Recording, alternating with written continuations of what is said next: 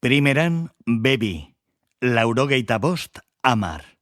1962ko bertso sorta. Oroitzapenen kajoia da hau. Eibarren Amaia Antzokian 72ko azaroak 11. Gipuzkoako bertsolari txapelketako finalerdia. Urte hartan, Michelenak jantzi zuen txapela eta Lazkao txiki izan zen bigarrena. Alfonso Irigoienek gaia jarrita, ona, Josemi Liztuetak Eibarren botatako bertso unkigarriak.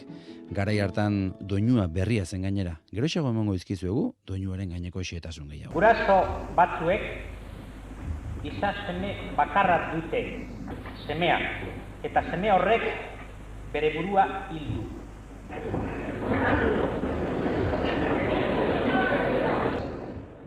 Hauxen da gaian zelebreztua, badaukan zenbait marati.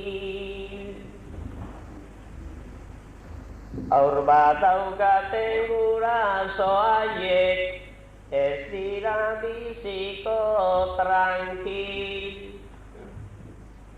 Ura hasitzen saiatu dira, arreta honezan umil.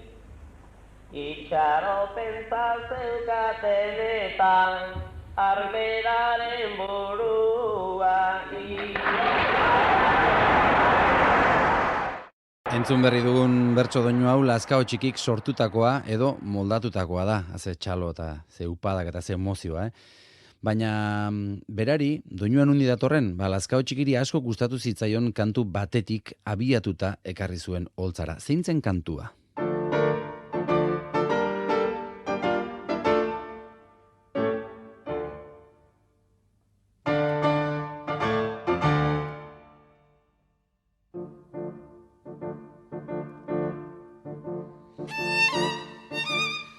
Pablo Sarasate biolin jole eta konpositore ezagunaren pieza oso famatua da hau, Kapritxo Basko izenekoa, 19. mendearen bigarren erdian sortutakoa.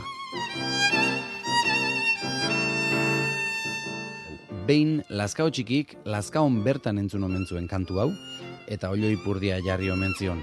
Handik etxera itzuli zenean, buruari bueltaka sortu omen zuen, entzun berri dugun bertsoaldi horretako doinuaren moldaketa.